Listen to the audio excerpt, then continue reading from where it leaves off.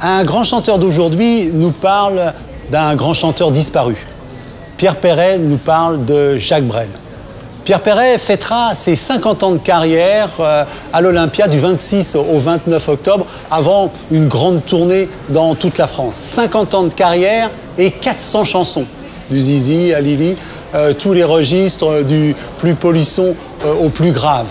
Pierre Perret aime les mélanges. D'ailleurs, son dernier album s'appelle « Mélangez-vous », une invitation à lutter contre l'intolérance par le métissage. Pierre Perret aura 72 ans cet été. Jacques Brel, lui, aurait eu 77 ans le 8 avril. À 77 ans, je pense que Jacques Brel vivrait encore aux îles Marquises avec Madeleine, sa compagne. Et qu'est-ce qu'il ferait? Il piloterait Jojo, son vieil avion rafistolé, transformé en avion taxi pour aider les gens de là-bas. Une vie tranquille, quoi. Puis tout à coup, on verrait dans le ciel arriver un autre vieux coucou avec Pierre Perret aux commandes en tonton Cristobal. Et il irait partager le torboyau avec Jacques Brel. Tous les deux s'assieraient sur un banc, face à la mer. Deux anges sur l'échelle de Jacob. L'échelle de Jacob, c'est le nom du cabaret où ils se sont connus quand ils étaient jeunes. C'est-à-dire, il n'y a pas très longtemps, en fait.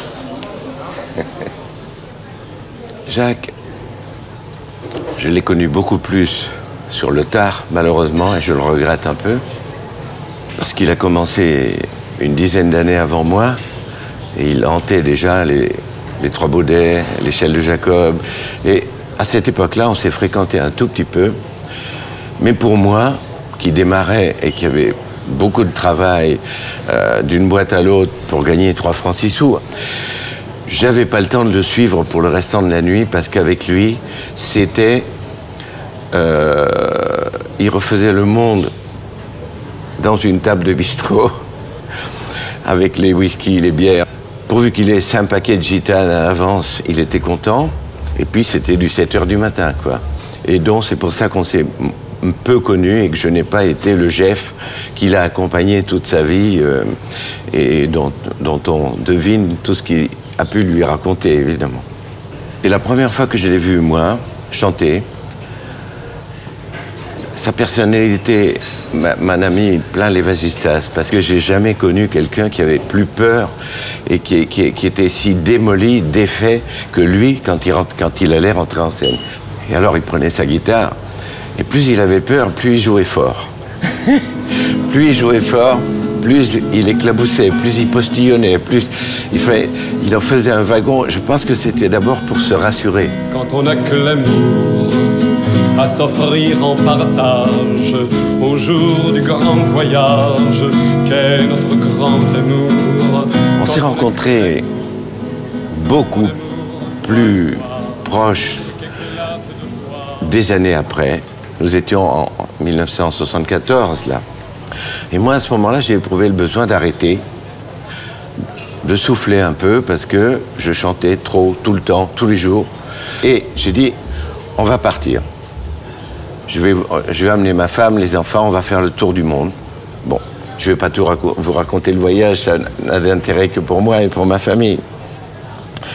Mais au cours de ce périple, et un peu vers la fin, faut bien dire, parce que j'étais déjà parti depuis presque 2 ans,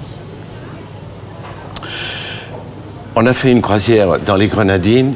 J'avais loué un bateau, et dans les Grenadines, on avait entendu dire, tiens, le tam-tam de la mer, il paraît que Jacques Brel est par là, etc., etc.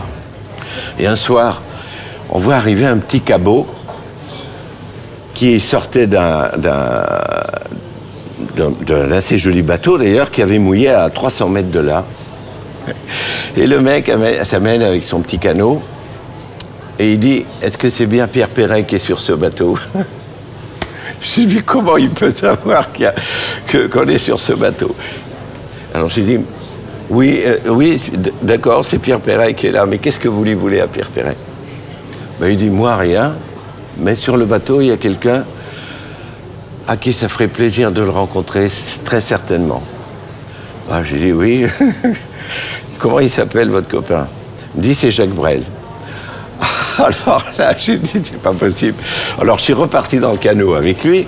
Je suis allé dans le bateau de Jacques, évidemment. Et là, on a recommencé au pont. C'est reparti. Il m'a ramené à mon tour 3 heures après dans mon bateau.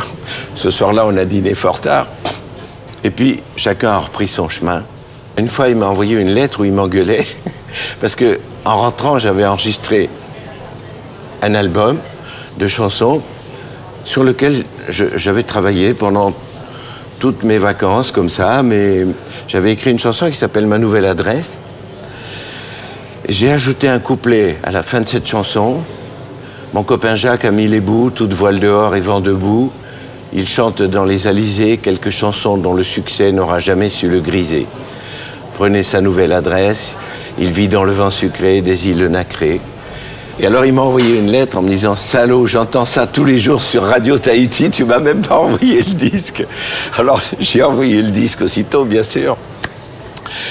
Et il m'a dit « On vous attend, ne tardez pas trop. » Et moi, j'ai pas compris à ce moment-là, quoi. C'était...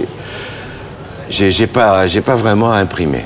Mais il m'a dit « On va se revoir à Paris si vous venez pas avant, parce que je vais venir enregistrer mon album. Et je te fais signe en arrivant. » Et quand il est arrivé, il est allé enregistrer son album. Et on a passé une soirée encore merveilleuse.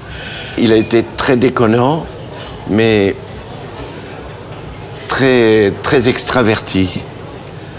On sentait une espèce de trouille derrière qui, moi, me faisait un peu mal.